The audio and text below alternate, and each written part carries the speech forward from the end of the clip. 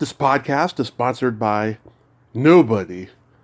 Hey dudes, welcome to Splat from the Past, the only 80s themed horror and sci-fi show where things could get totally radical. Now today, we are going to be celebrating the 30th anniversary of Steven Spielberg's Peter Pan classic Hook. I will be talking to Brenda Isaacs-Booth. She played one of the secretaries in the movie. And she's a Texas-based actress. She did a lot of episodic television back in the day. She was on Scarecrow Mrs. King, Out of This World, Columbo, Friends, Diagnosis Murder, so much great stuff. Hook is like the only big movie on her resume that I see. Of course, IMDb is always wrong. And we're going to talk about all of that stuff today, and I can't wait. She's a mutual friend of Kathy Graff, which is great too. And she's got a poignant story behind that, which I can't wait for all of you to hear. And I cannot wait. It's going to be awesome. Christmas, December has just been so awesome. I've been so blessed. And today is the 41st anniversary of John Lennon's assassination. Rest in peace, John Lennon. Fuck you, Mark David Chapman. So, here is my interview with Brenda Isaacs-Booth. Hey, Brenda, welcome to the show. How are you today? Good, Tommy. How are you? I am spectacular. This is a great honor. Thank you for taking the time today. Absolutely. Thanks for having me. So, going back in time, did you gravitate toward acting early on in your childhood? I did. Actually, I think my mother kind of didn't know what to do with me and my abundance of energy, so she got me connected with the Alley Theater in Houston's children's group when I was about 11. And I was kind of hooked after that, and then I went to Performing Arts High School, and I was a theater major in college, and so on and so forth. So you did school plays and community theater? I did. I did a lot of that, and then when I first moved to Los Angeles, I got with joined a repertory theater group there, and did a ton of theater, and that is really what kind of kick-started me into the television and film was doing, so many theater performances and meeting wonderful people, including our mutual friend Kathy through that repertory company. Oh, yes, which I'm going to ask you about later on. But I was curious to know, so after high school, you studied did you study acting at the University of Austin? University of Texas at Austin, yes. Yeah. Yes. I went to UT, and I was actually, I did dance and theater. I went to the High School for Performing and Visual Arts in Houston, and I had started as a theater major, and the head of the drama department and I were kind of oil and water.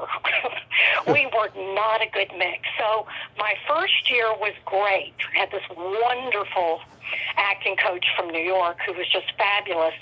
And then the next year I was going to be studying with this lady that we just did not gel. So I auditioned for the dance department and got accepted in that. So I spent the last couple of years of high school as a dance major. So when I got into UT, the dance and drama department were under the same umbrella. And I actually wasn't sure. I thought I had gone in as a drama major, and it turned out I was a dance major. So I did that the first year, and I went, I'm just not a great dancer. I'm just not. I had the body for it, but I did not have the moves. So I switched over to the drama department where I was much more at home. You were doing musical theater or any of that? Yeah, did some musical theater and did, some small things, but I just knew that was not my strength. My strength was really in acting and, doing improv and a lot of comedy, and so I knew I'd found my home. Yeah. So did you have any classmates that went on to become successful in acting? Yeah. Had quite a few. I know that I think Marcia may have been a couple of years behind me, Marcia Gay Harden. Oh, yeah. Who else went to UT? A lot of people came out of UT and went on to do a lot of things. It's interesting, the woman who had started my high school, Ruth Denny, Mm-hmm. the year I graduated, I went to the HSPVA, is what it was called, High School Performing and Visual Arts. Yeah. I went there in its third, fourth, and fifth year of existence. So the year I graduated and went to UT, the creator of the school actually had left and gone to UT in the drama education department. So I got to spend another 4 years with her. And she had been a big drama teacher at one of the big high schools in Houston prior to starting the Performing Arts High School. And she was, very well connected with a lot of people who went on to become quite successful, like Tommy Toon and Jacqueline Smith and a whole bunch of people. So those paths, seemed to cross with people that she kind of had a hand in. But there were quite a few people that ended up, doing quite well in theater, doing a lot of live performances as well as, film and television. So it was quite good. Later on, I think I was probably, a junior or a senior, and I had the honor and privilege of meeting my idol as a young woman growing up loving theater was Carol Burnett. And love her. I got to meet Carol and had her come and talk to the drama department. She came and we all sat around in the lobby, and Carol kind of gave her words of wisdom, and I had introduced her to Ruth Denny, the woman who had started my high school, and they became fast friends. So it becomes a very small world at some point in your life when you're in the entertainment industry, it seems like. Yeah, you look kind of like her, too. Oh, she's just, I remember as a child, I got to stay up late past my bedtime just to watch her show. So, and I told her when I first met her, I said, Carol, you and Superman, my two big idols. It's like, those were my two, Carol Burnett and Superman, and she was just so lovely and so gracious and just a good human and a great star. I mean, a great star in the sense of very generous with her fans and audience, and I just got to spend enough time around her just to see how she interacted, and it was quite inspiring. Yeah, well, that's so awesome. Yeah. So what year did you move to LA? I moved to LA end of 83, beginning of 84. Okay. I knew that I had already decided I graduated from UT and I stayed in Austin for several years. I'd done my first films here, so I had my union cards, and I knew I was either going to have to go to New York or LA. I knew that, it had to be one of those, and I had a really big dog, and I thought, I just don't see myself going down the elevator with the poop bag and all that in New York and scooping my dog's poop. The shit so bag. It's got to be LA. So IMDb is never accurate. So what was your first film? Because I have Safe at Home here. Yeah, no, my first film actually was here in Austin, and it was a film called Roadie. Oh, Roadie with Khaki Hunter and Meatloaf and all of them. Yeah. Yes, exactly. Alan Rudolph was the director. Right. And I was in college at the time, and I think I saw something on the bulletin board, in the drama department, and they were looking for stand-ins. Yeah. And they needed a stand-in for Khaki Hunter. And Khaki and I were pretty much identical in size. So I got hired as a stand-in for Khaki. And over the course of the 6-8 weeks I worked on the film, Alan threw me apart, and that was my first speaking role. Actually, I got a couple of things, but when it came down to the edit, only one thing stayed. But Yeah. And there were a lot of musicians in there, so Yeah. what got cut, which was really my big part that I got the card for, but they kept something else in, was Roy Orbison comes into this saloon where we're filming, and, I say something about Roy Orbison, and years later, again, this is how this full circle of life in the entertainment industry. Mm-hmm. Roy and his wife, Barbara, became kind of fans of my dad, and I got to meet him again many years later and got to tell him, hey, it was the line about you that got me my union cards. Oh, my God, that's awesome. And then I actually did another film. Actually, you know what? I think I lied. I actually had gotten Honeysuckle Rose with Willie Nelson and Chris Christopherson. Okay. I'd only been on that film, I think, for about 3 days when I got offered the Roadie thing. So I left Honeysuckle Rose and went to Roadie, but you never see me in the Honeysuckle Rose thing. Oh. Yeah. Was Roadie where you met Sonny? That is where I met Sonny. That's exactly where I met Sonny.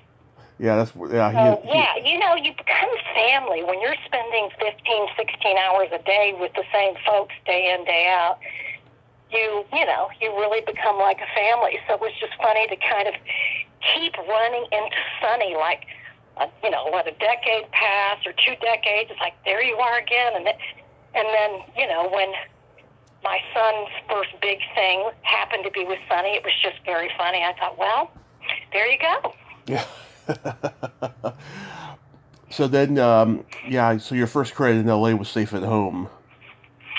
Yeah, that was another thing, that I was with this repertory company, and one of the guys in the company was a producer, and he was producing, it was the first non-network sitcom, and it was WTBS, which was Ted Turner's station, and it was the first non-network station to really do, sitcoms, episodes, things like that. So it was a sitcom for WTBS, and again, they needed stand-ins. They needed stand-ins for a couple of the teenage girls on the show. So I was hired as a stand-in. It was a union gig, paid a lot, and then you spend time around them, and they get to know you and all that, and they're like, hey, Brenda, you could do that role, and they end up throwing me in a couple of different episodes. So that's really how I kind of built up my resume, was I would be stand-ins on these different shows, and they would, give me a role, and then I had enough credits where I didn't need to be a stand-in anymore. But it was a great way to really learn about the business, make some money, and meet a lot of people. Yeah, I see Richard Horvitz was in it, and the late great... Oh, God, Richard, yes. The late great Vic Dunlop. Yep. In fact, I still have these crazy eyes that Vic gave me, these bloodshot, plastic eyes you pop on with the middle of the hole out. He was a character. Well, his eyes were like that, I know so many comedians who came up with him at the Comedy Store and just absolutely loved him. Yeah. Well, there was just a lot of, guest stars and people that would come on that you would meet, and, that were just icons, and it was a lot of fun, a whole lot of fun. And you were working with some, iconic directors. Yeah. Bob Claver, who did a lot of the Mork and Mindy, he was one of the main directors of that show, and he ended up getting me a gig on another show, which I did for a while, and, got a couple of episodes on that. And then he went to a show, it was a new show that was out called Coach. Right. And they wanted me to be a stand-in on that, and that was kind of my turning point where I went, geez, do I want to be known as the industry's greatest stand-in? Because that's where I'm heading. And that was the point where I said, no, I think it's time to turn the page. So turned that one down and just decided I was going to chance it as an actor instead of a stand-in. Yeah, I have some friends who were stand-ins that I've talked to on the podcast, and they absolutely loved doing what they did. Yeah, it really was a lot of fun. I mean, you just meet so many people, and like I said, it was a great stepping stone for me. And some people just make a great career out of it, especially when it's a union gig. Yeah. You can get your pension and health, and it's not a bad gig. Yeah. You did an episode of Scarecrow Mrs. King. How was that? I did. That was my really first big thing, and it was funny with that one. I was at Actors Alley in Los Angeles, the repertory company, and I was working as a stand-in on Safe at Home, and I broke my wrist. Didn't really realize it was broken. I'd broken it the night before. Went into work. Everybody on the set's looking at it going, Brenda, that looks broken. We're taking it to the emergency room, and I was opening a play that night, and the LA Times was coming, and Variety was coming, all that, and I'm like, oh my God, this thing can't be broken. It just can't be broken. They come back in, it's broken. I'm like, oh my God, no. So we ended up having to tweak the play with a couple of lines to justify why I had a cast. But anyway, I had gotten this audition for Scarecrow Mrs. King, and I was like, oh my God, I've got a broken arm. So I remember going in, I wore this blazer that was kind of long to kind of hide it as much as possible. Yeah. Did the audition, and the producer calls me, and he said, well, Brenda, everybody loved you. Everybody loved you. They wanted to book you, and I said to them, well, what about the cast on her arm? What about her broken arm? And they're like, what cast? He goes, no one in the room even knew it was there but me. They said, does that come off? And I said, oh, yes. Oh, yes, it does. So I went to the big famous clinic, Curl and Job, that does all of the sports people, and I had them saw it off and give me a Velcro cast that I could remove. And when we would shoot, I would just kind of hold my arm, and then as soon as we cut, I'd slip it back into that cast. But that was my first kind of big thing, and it was a lot of fun. It was an interesting shoot. It was an interesting kind of introduction to different personalities. Let's put it that way. There's there's people that when you meet, you're like so excited because they're everything you want them to be and you hope that they are. And then there are assholes. Dick Van Dyke, and he was, oh my God, he was just wonderful. Just wonderful, amazing human. It was like, so, I just loved him. And there were other peoples where you just go, oh no.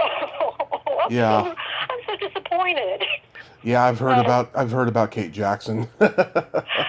Okay, yeah, that was one of the most bizarre things I had ever experienced. And it's one of those things where you're looking around at other people going, is anybody else thinking what I'm thinking? And looking around, I go, yeah, they're thinking the same thing. Because I was like, wow, this is so odd. So odd. Bruce Boxer was adorable. Sweet, darling to everybody. He was wonderful. But it was a lot of fun. And Martha Smith, who played Babs in Animal House. Pardon me? Martha Smith, who played Babs in Animal House. Oh, right. She's in there, and oh my God, this was a powerhouse guest cast. You had Andrew Divoff, James Cromwell, Peter Jurassic, Lee Wilkoff, and Charlie Brill of Brill and McCall. Oh, right, yeah. And of course, I didn't meet most of them except for Peter. I played his girlfriend. Yeah.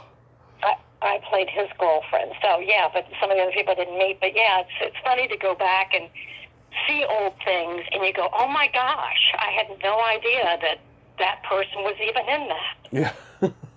I'm going to reach out to Charlie Brill in a few weeks because him and McCall, wow. him and McCall are going to be signing at the Hollywood show, and then I love to give people airtime to promote the Hollywood show, so I'm going to reach out. Yeah. Well, for most horror and Comic Cons, I like to give people airtime for that. I'm a huge fan of Out of This World. You did a couple episodes. Oh, yeah, that was fun. That was a lot of fun. That was one of the gigs that the director Bob Claver got me, and did a couple episodes on that. They wigged me and had me in a flashback of I guess it's Evie, the girl's fantasy of the perfect mom from the 1950s. Then another one was with Scott Baio was a prince, and I was one of the princesses that he was wooing, but he, oh boy, uses Evie. But yeah, that was a lot of fun, and of course I, remember Doug McClure from the Virginian Westerns. Yeah, I told his daughter a couple years ago, I grew up watching him on Out of This World. My dad grew up watching him on The Virginian. Right. Yeah. That's exactly right. I had a huge crush on Maureen Flanagan. I'm trying to get her on here, hopefully next year. Oh, Maureen was great. Well, actually, I was hired as her stand-in. Oh, you did? So while she was in school, I was Maureen. And then I would teach her everything when she would come back to the set. So basically, that's how it works with kids, is they have to continue rehearsing. In film, stand-ins just go and stand in for lighting and blocking, that kind of thing. But with children, you're doing their roles. You're acting because they have to continue rehearsing. And so basically the kids come back from the tutor and you're going through everything with them. Okay, now you're going to go here, and now you're going to go here. You have to, mark everything down and basically teach them the blocking for the show. Yeah. In the mid '80s, like all the writers and producers who grew up in the '60s, they're trying to bring back the fantasy sitcom. There was there was Small Wonder, there was the Charmings, and it didn't quite fit the '80s mold like it did with the '60s mold to have fantasy sitcoms. Because you had I Dream of Jeannie and Bewitched and My Mother the Car and all these different shows that were really goofy and silly. I'm surprised Sabrina the Teenage Witch lasted as long as it did in the '90s. Yeah, it did. It did last a long time. I was kind of surprised at that too. But you're right. It wasn't as magical as it was back then. Right. And maybe because it was, it was new. Kind of a little bit uncharted territory, Exactly. It was brand new, and people were like mind-boggled by it. Yeah. Yeah, and that's the thing is you grow up with that. Like, I met Elizabeth Montgomery, many years later, went to a party at her home, her and Bob Foxworthy, and that was for Ruth Denny, her 80th birthday, the woman who started my high school.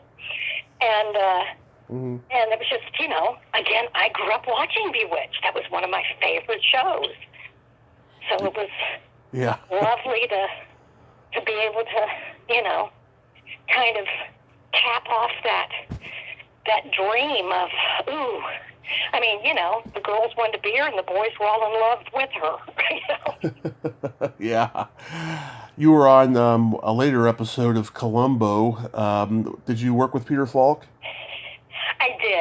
I did. That was probably my most embarrassing, audition story ever. Really? It was my first time to the Black Tower, which is Universal. When you get to the Black Tower, that's when you're going before producers at Universal. And of course, I'm all nervous getting this call back, and I walk in the room, and it's just filled with men, all these, the directors and producers and executive producers. And the man behind the desk stands up, and he says, Mr. Name. And I said, well, hi, Mr. Name. I'm Brenda Isaacs. And he just stands and stares at me, and he looks at everybody else. He goes, no, I missed her name. I thought he was introducing himself. So I just did it. Then I just blacked out. I was like, I don't even remember the call. I remember nothing because all I could think was, Mr. Name. What an idiot. Oh, my God. You're so... there's no way. Unless they want a complete idiot, there's no way I'm getting this job. So I was shocked. I said, well, I guess they did want a complete idiot. Yeah. I was shocked to get that one. But Peter Falk was darling. Darling, darling, darling. And my dad's huge fan. And I was telling my dad, like, you tell your dad I said hello. You know, and he's just really cute. Yeah. Was he a curmudgeon at all? No, he was really just really kind of good-natured. Just really kind of fun and good-natured. And I was playing like this biker chick who's like flirting with him and, you know, kind of coming on to him. And of course he's like, 40 years older than me, so it's pretty comical. But he was just really, I thought, really sweet and warm. But quirky, Yeah. Well, that's part of the character of Columbo, quirky. Mm-hmm. Exactly right, yeah. It was just one of the most brilliant TV detectives ever, because he built up the villain's ego, he asked questions about their shoes, and then he did the false exit, He was just a brilliant character. Brilliant. And it was such a departure from what everyone always thought of as a detective. Right. And it worked. It was really brilliant. It really was. And his daughter, in real life, she was a detective. Oh, really? I didn't know that. Yeah. That's absolutely true. That's great. So she gets to say, I am one, and my dad plays one on TV. Right. That's great. So how does Hook come into your life? Hook? Yeah. Well, it was one of those things. I actually booked it off of tape, which today that happens all the time. Back then, that was very rare. Mm-hmm.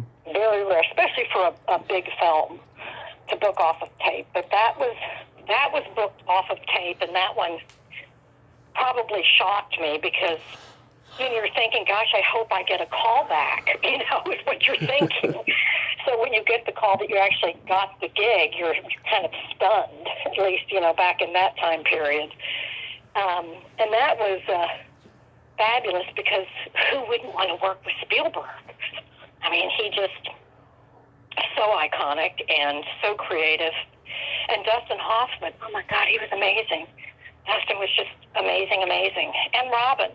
It was just, it was a great experience. And it was first it was a breakfast meeting. And basically, nothing was scripted. It was like, let's sit around and, eat bagels and fruit and stuff and talk about the scenes and talk about things we might say. And it was just basically this kind of powwow session with Steven and the cast of, hey, how should these scenes look? What should we say? And one of my lines, I said, you know what my dad always says, the stupidest thing. Don't let your arms get tired. And he was like, I like that. So it stayed in the film. So it just, it was kind of an interesting thing. I remember the first time seeing, I was at like a 7-Eleven or something, and there was a paperback there, Hook. I was like, oh my God, they've made a paperback out of the book. And I picked it up, and I was going to my desk, like, oh my God, my lines are in the book. My dad's line, I should have said, my dad's lines are in the book. Yeah. Anyway. But that was a ton of fun, and Dustin was great because Steven would go off with the B team, and Dustin would just take over, and Dustin would be directing. Yeah. And I remember one day we were doing a scene, and Steven was there that day, and Dustin was kind of motioning to me, like, doing this motion, like, what? He was, doing these motions. I'm like, what? Finally I went over, I said, what? What is that? He said, you're doing too much with your face. I said, oh, okay, thanks.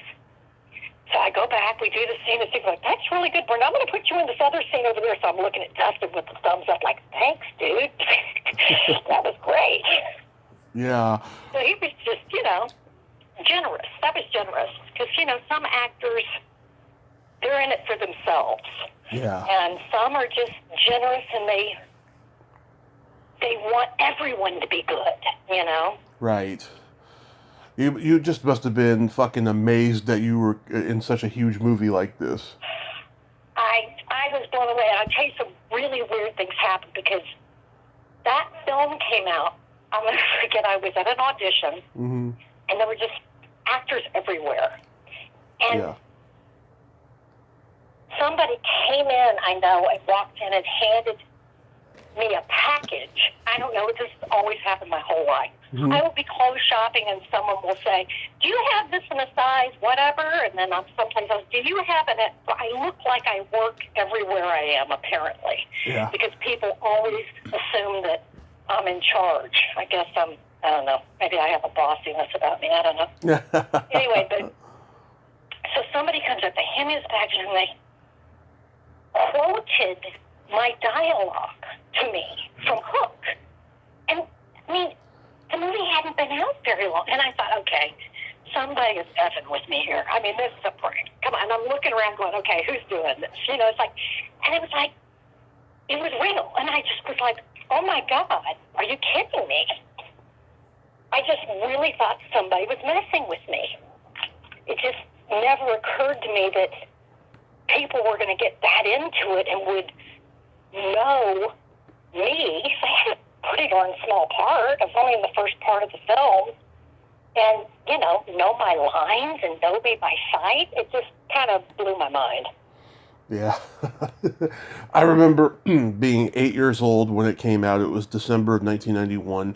There was a huge marketing campaign behind it. There was like McDonald's tie-ins, with Happy Meals and what have you, which is historically it's a curse because Santa Claus the movie did that and it was a huge disaster. But it wasn't until the internet came, I found out the movie made over $100 million, but all the critics hated it, and I was like, why did they hate it? It was such a great movie. They did. It was not, I mean, it kind of blew my mind because I thought, well, God, this is not being well received. Yeah. But then the people seemed to like it. It was really interesting. That was one of the interesting ones that I was really like, it's so interesting how the audience is totally not agreeing with all the critics because nobody liked it. Yeah. That is just weird. How long were you there for? I want to say not very long, like maybe 5 or 6 days. Not very long.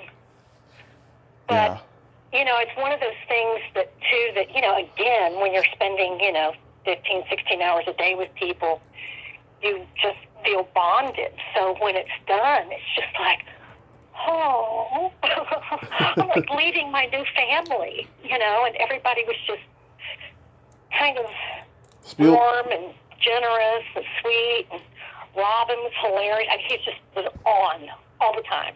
It was just like, oh yeah, always. Somebody just kept inserting quarters, you know what I mean? Because he just was on, just constantly cracking jokes, and I remember thinking, God, that's got to be exhausting.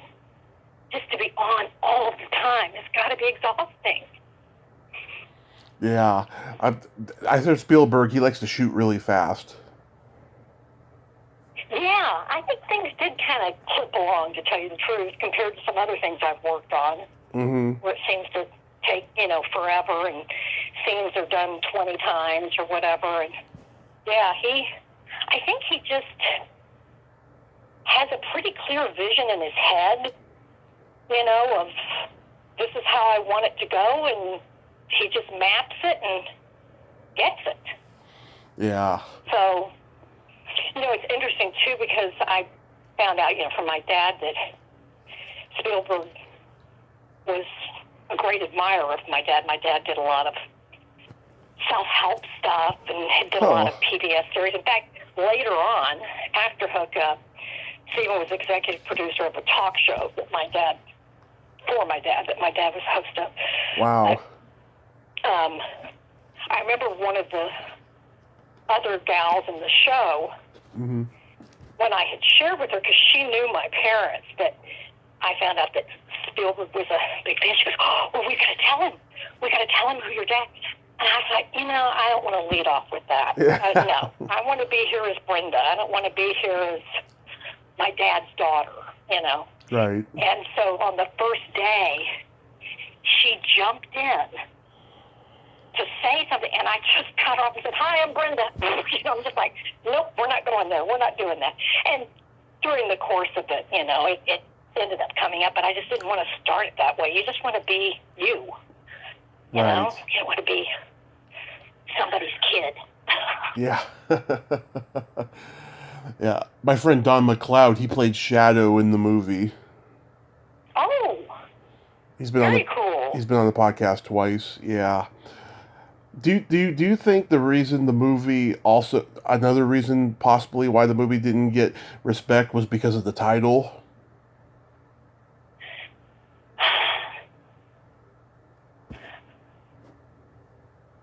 I don't know.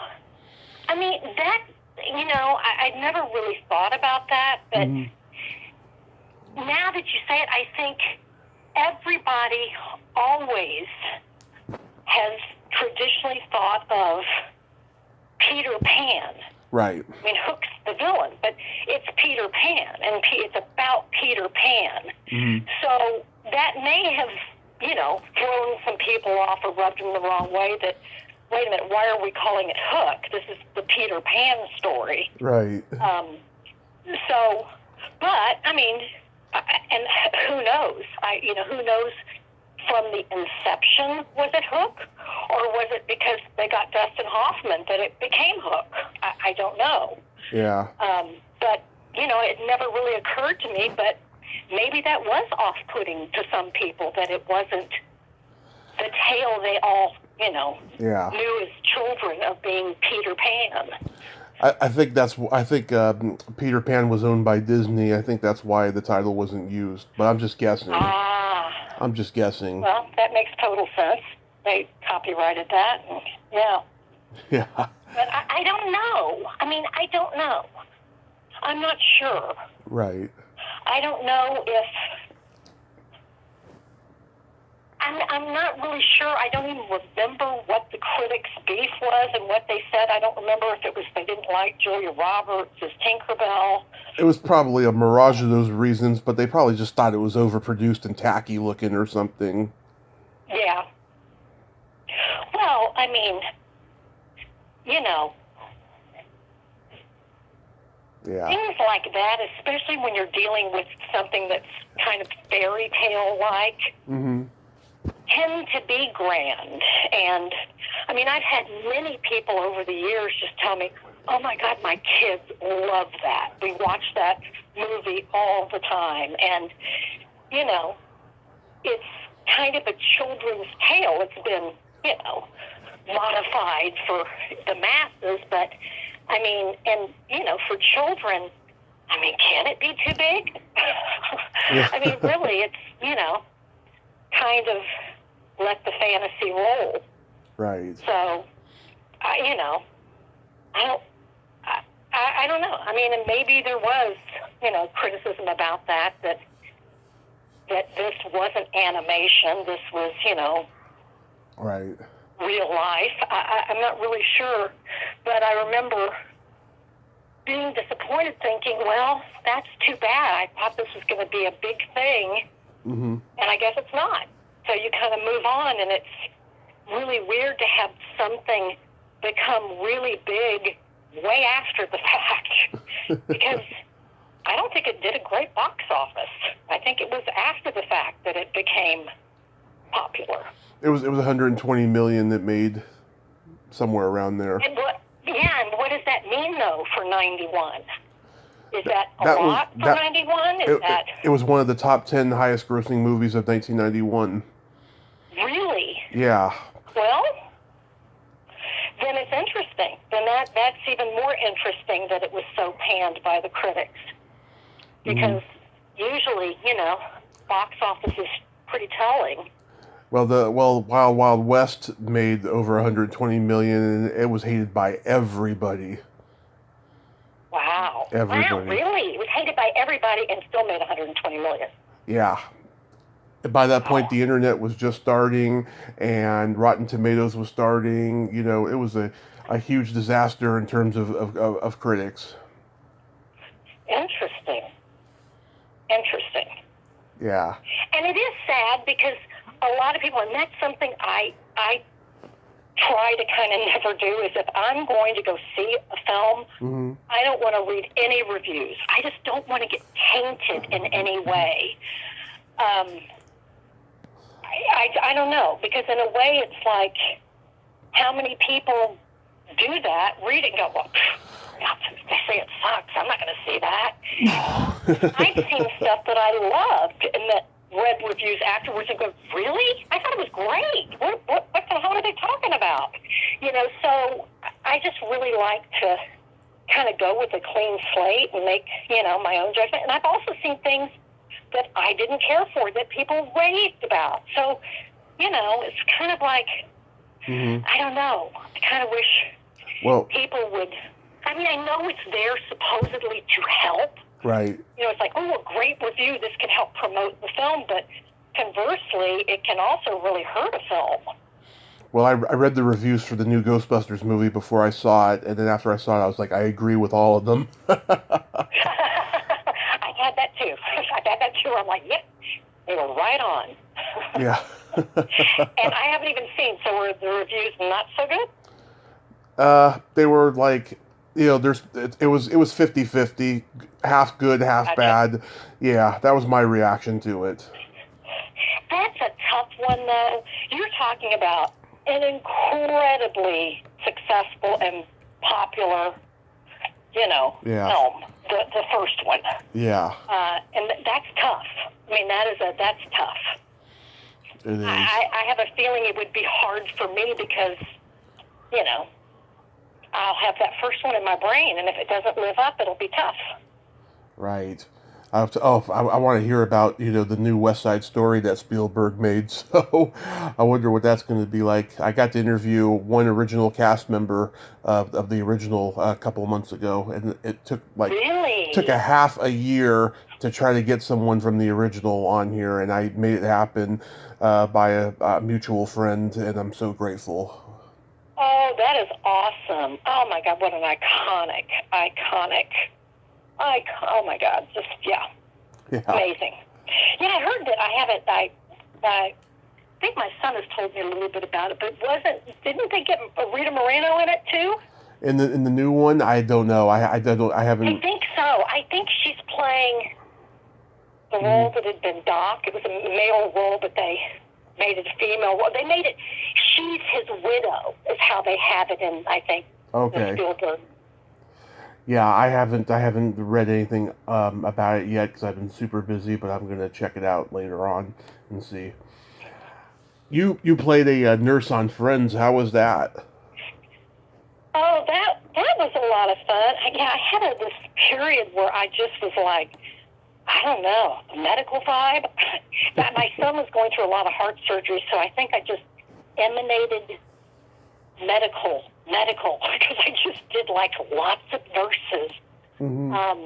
But Friends was a lot of fun, and what was interesting about Friends is the women were kind of much warmer than the men, and usually it's the opposite. Yeah. When you're a woman.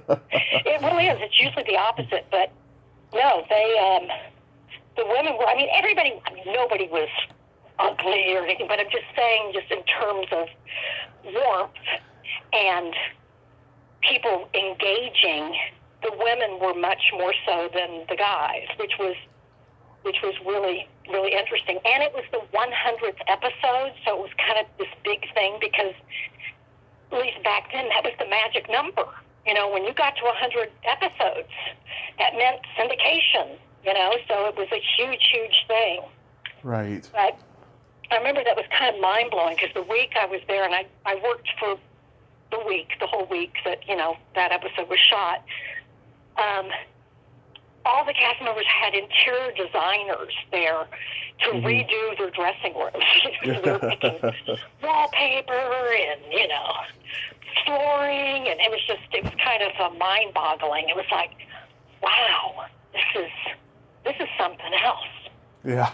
And Lisa had her baby there, and so she had like 2 rooms because one was the nursery for the baby with the nanny, and right.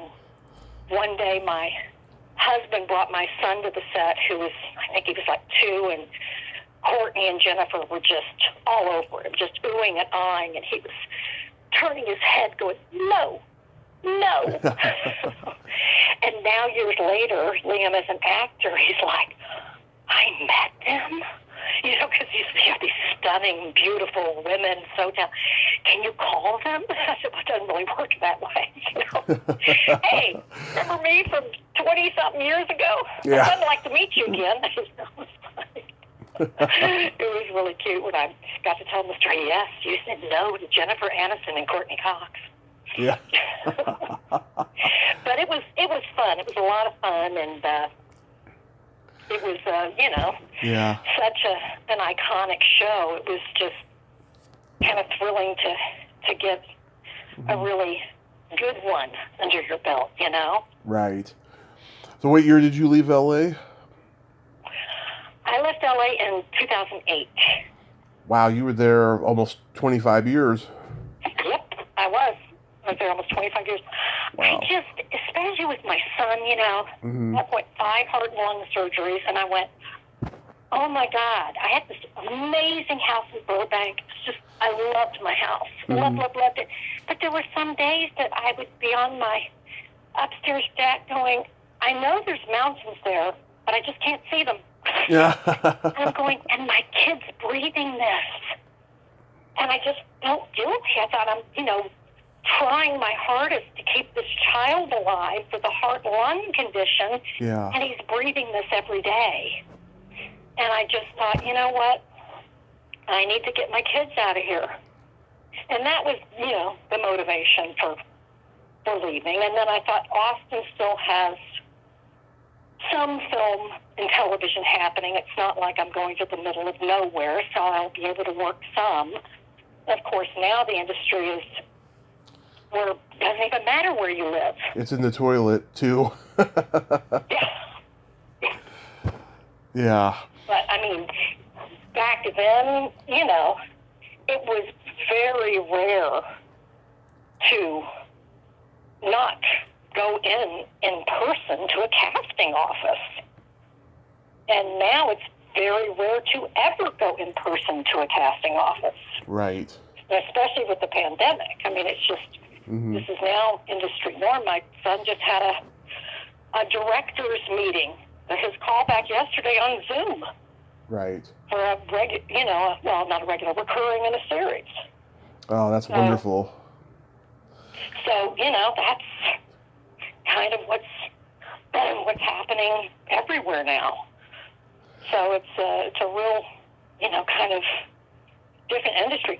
I mean, yeah, maybe it's convenient, but I miss the human interaction. Right. I like being in the room. I like,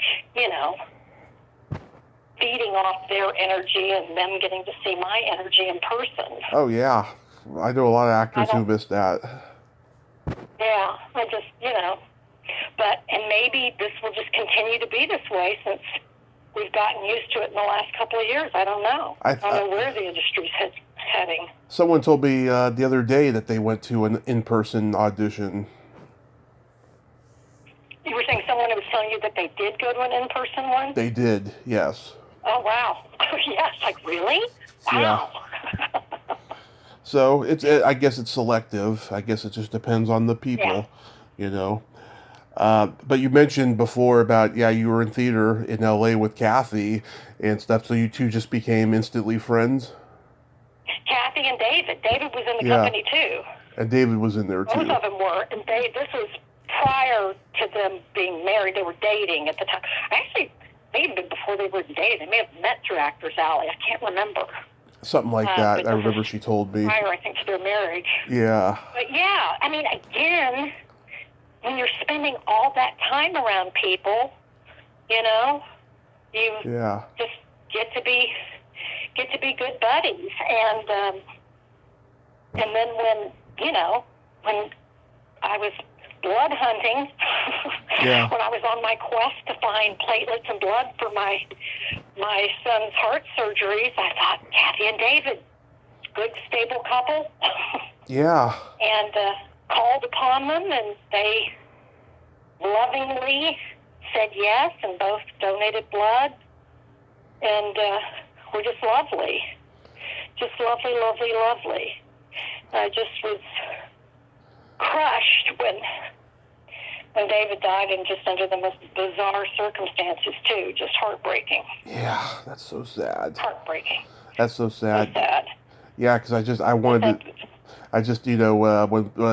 35th anniversary of Police Academy came up in 2019, I wanted to have her on here, to do a tribute to him, and we just related. Huckleberry. Yeah, we just related to each other right away and just got along.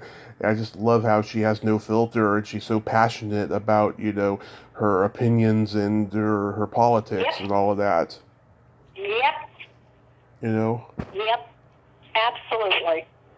Absolutely. And yeah, that's one thing we do have in common. We're both, I'd say, fairly unfiltered, yes. She's just so amazing. And yeah, that's just so sweet that they did that for him. I had many blood transfusions when I was in the hospital with my car accident. You did? Yeah, I only remember one because all the others I was in a coma, but the one that I do remember, I had some blood work done, and then later that night, like just before midnight, all these nurses are coming in to put me in a gurney. I'm like, what's going on? I had a hematoma in my leg, because I broke it in 7 places, and I don't know, apparently I must have done something during physical therapy, or someone hit my leg while they were moving me or something and I didn't feel it. I don't know. So they put the needle in me, and every half hour this freaking annoying nurse kept like tapping the needle on my arm and waking me up, and it was hurting every time she did it. I'm like, fuck, let me fucking sleep, and it was Easter too, so my mom, I called her up first thing. I woke up at 6 and let her know what was going on, and she rushed down there because she thought I was going to die, and we all thought I was going to die, but I survived like right away. That transfusion helped me really instantly. That's amazing. And I had 2 friends visit me in the hospital on Easter, not even knowing what happened. That's, oh my God. Well, I mean, when they talk about it being life-saving, they're not kidding. Right. They're not kidding. I mean, I remember at one point Liam was doing so poorly. I mean, he was just 5.5 months old. And right after they transfused him, it was just like perked him up. It was kind of amazing. It's just kind of miraculous. Yeah. So it's amazing, but it sounds like you definitely were knocking on some dangerous doors there. I was, and I was watching TV, and there was a big old parade in San Francisco. I was like, I wish I was at that Easter parade. That would have been just so beautiful. But yeah, it was amazing how I came out of that. And that is incredible. And so tell me about Little Hearts on the Mend. Go ahead. Can you hold on one quick second? Yes. Hold on just a second. Okay. What's the on the podcast? I know, but you know things okay. Yeah, I just have to use the phone. Okay. Yeah. A little bit. Okay. You're good. Okay. Okay. I'm sorry. Medical thing. Okay. Done with medical thing. We're good. Okay. Tell me about Little Hearts on the Mend. Well, basically what happened was I think it was after Liam's 3rd heart surgery, I discovered an internet support group of parents of children with heart defects. Mm-hmm. And it was kind of one of those things where I just thought, God, I'm so lucky to have my child. So lucky my child survived it. So lucky to live in a country and the city, where amazing surgeons were, and et cetera, that it just makes you want to kind of give back and help other parents. And this Chinese man had written in, or maybe it was one of the moms in the group had shared an email or something that she had gotten from this Chinese man who was in Australia, I think, getting his master's or something in Australia, and on a phone call home to his wife in China, they found out their 3-year-old had a heart defect, and everyone said, forget it, he's hopeless, just make another baby, because, the one-child rule in China, it's like, forget that one, make another one. Oh, boy. And I just thought, oh, my God. Yeah. I've got to help this guy. I've got to help them. I mean, this is incredible. So I decided to see if I could get them, over to L.A. and, try to raise some money for this child to have surgery if he was operable. I mean, normally when you have child has a serious heart defect, they're operated on sometimes immediately, within the first day or two of life, surely within the first year of life. And this little boy was 3 and, had no intervention at all. And, they wouldn't give him an intervention even if they knew. It's just the way the country worked, and I don't know how it works now, but that's the way it worked then. So I started this nonprofit, and I decided, the only way to really raise money is to get publicity. I mean, that's what you got to do. So I was calling all the newspapers. I was trying to get somebody to do an article or something. And there's, we just did a heart thing, this, that, and the other. And I read a story in the Times that somebody had written about a little girl who had had a transplant. Right. So I got a hold of that reporter, and she's like, actually, I'm a photographer. And I've been following this child for a year, and they just let me write the article. So I'm not even really a reporter. Yeah. I'm like, oh, my God, can you help me? And she just let me talk to some people and help you. So she did. She talked to them, and she got somebody at the Times to agree to a story. And they did the article, and I think it was like 6 a.m. the morning of the paper came out. I hadn't even seen it. I was like asleep. Right. I get a phone call from NBC saying, hi, I'm calling blah, blah, blah on behalf of Tom Brokaw. He read the article in the Times, and he'd like to do a story. And I'm like, great, that's awesome. And that was kind of the start of the journey, was that kind of kicked me off. And they did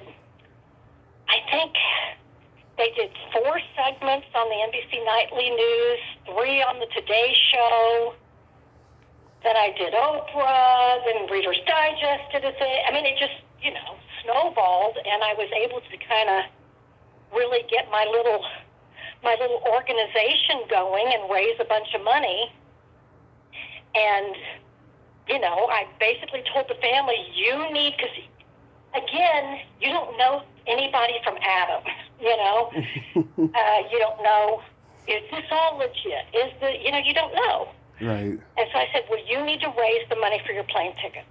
I will take care of everything else, for heart surgeries, doctors, everything. You need to raise the money. And that was hard for them to do. And they did. And, I got a translator. They spoke no English. I spoke no Mandarin, of course. And it just was kind of amazing. And then I sent this child's stuff all over the country, and most heart surgeons turned me down. Said, nope. I just think they thought it's too late. He's not going to survive, and I don't want that on my numbers. I don't know, but I just got turned down left and right. So I went to Liam's heart surgeon at UCLA, Dr. Hillel Lax, and I said, here's this deal, Dr. Lax, with this child. Would you be willing to do it? And he said yes. So he did it, and Show was his name, and he's a doctor now. He's a doctor. Amazing. He's 27, and he's a doctor. Yeah. It's kind of mind-blowing, but it just was one of those things where you just, you kind of never know sometimes what's going to be thrown in your path. Of course. And for me, it was like, I can sit here and, cry and be a victim and poor me, or I can try and do something really positive with this and, make a difference. So it's incredibly rewarding to kind of help somebody, because we are so fortunate. I mean, yeah, we've got a lot screwed up in this country. Our health system sucks, but we've got it. I mean, there isn't a child that's going to be refused surgery in this country. Right. And we're incredibly lucky, even if we are pretty effed up. We are incredibly fortunate. So I just really wanted to help others who had no other avenues and who had no choices and whose children were basically condemned to die, without help. Yeah. That's so. I want to get back into that again. I was thinking about that recently, going, it might be time to start a little something again, because I brought like 3 different kids over. Then I started helping do teams, because let's face it, it's much cheaper to help a team go to a country and spend a week doing numerous heart surgeries and numerous heart catheterizations. I can do that for much less than it costs me to bring one child over here. Right. So I did the teams to a couple of different countries and, maybe try that. Plus they're teaching as they do it. Right. Trying to teach the doctors and nurses how to care for these kids. So anyway, it's pretty incredible. Cool. That is incredible. I'm so glad that you're doing that.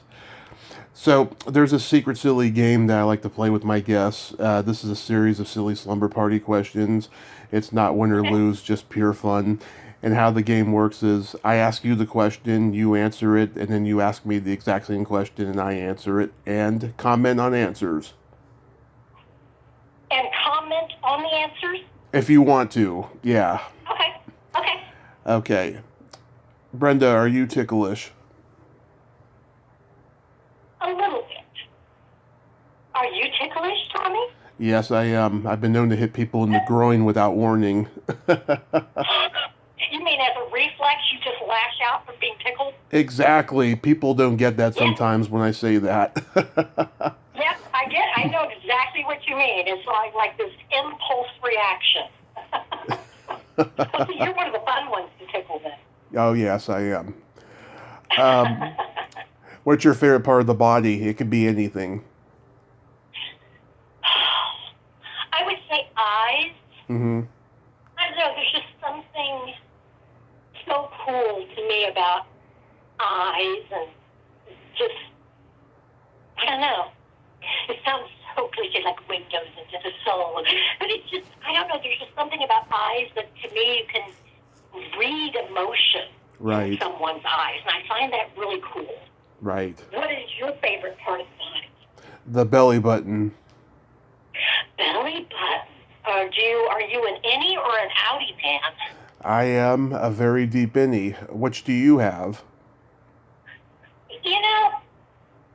Kind of more of an innie. I would say after having children, it became more innie. Yeah.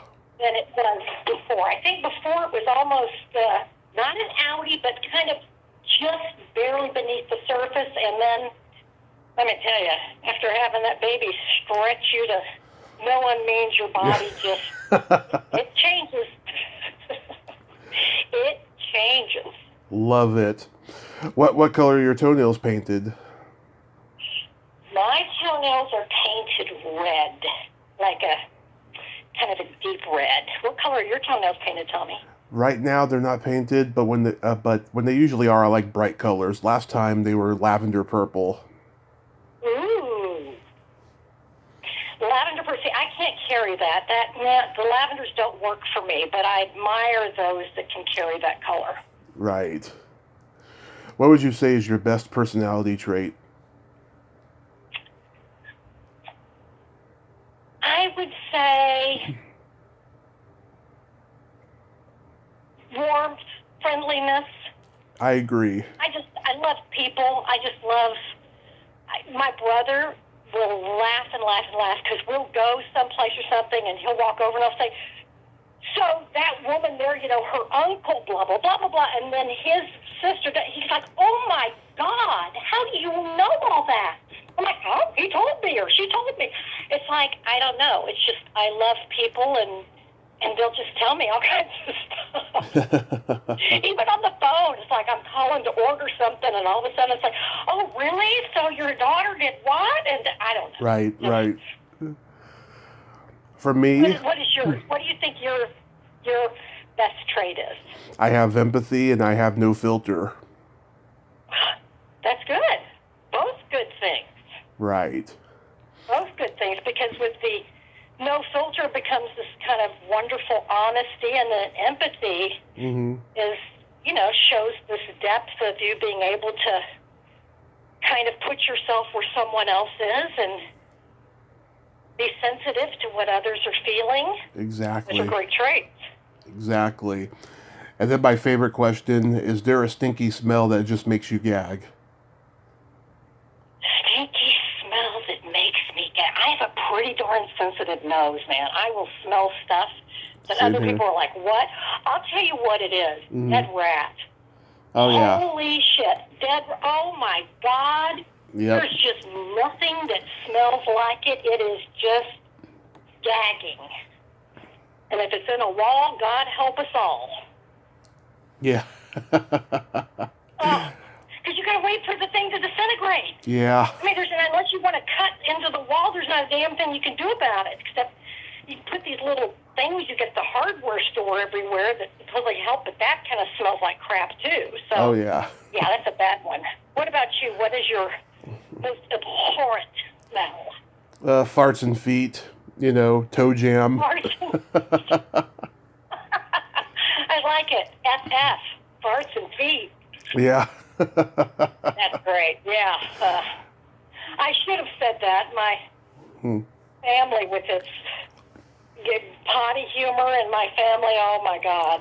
And my dad, he's lecturer and, wrote these best-selling books and went all over the country doing that. And my dad, and I am guilty of this too, I'm an oversharer, but oh my God, was he an oversharer. Oh, same here. He would overshare like crazy, and you never knew what was going to come out of his mouth. Oh, Kathy will tell you. I've told her about some of my sexcapades.